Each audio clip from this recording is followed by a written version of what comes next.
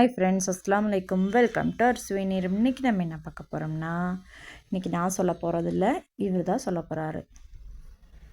Soya healthy keema cheese ball. ஆமாங்க, நம்ம soya keema cheese பால் தாங்க பார்க்க போகிறோம். அதுக்கு சோயா வந்து நல்லா ஊற வச்சு எடுத்துக்கோங்க.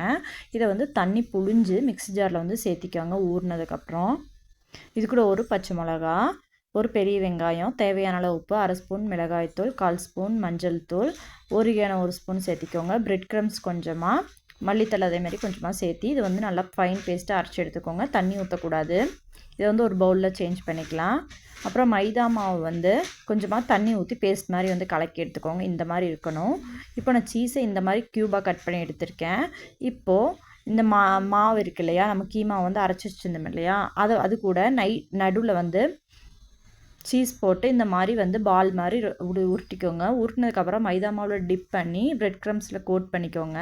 கோட் பண்ணி இது வந்து 5 to 10 minutes வந்து ஃப்ரிட்ஜில் வச்சு எடுத்துக்கோங்க. அப்போ வந்து பிரெட் க்ரம்ஸ் வந்து நம்ம எண்ணெயில் போட்டது வந்து உதிராது. இப்போது எண்ணெய் வந்து நல்லா சூடானதுக்கப்புறம் இதை வந்து போட்டு எடுத்துக்கலாம். ஒரு 2 நிமிஷம் ஆனதும் வந்து எல்லாமே வந்து திருப்பி விடுங்க.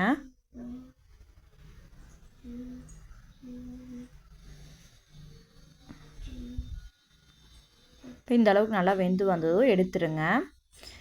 எடுத்து நான் வந்து கார்னிஷிங்காக லைட்டாக பிரெட் க்ரம்ஸ் தூவிருக்கேன், மல்லித்தலையும் வந்து சேர்த்துருக்கேன்.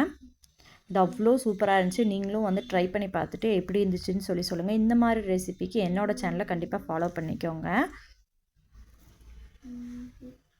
இன்னொரு வீடியோவில் பார்க்கலாம்.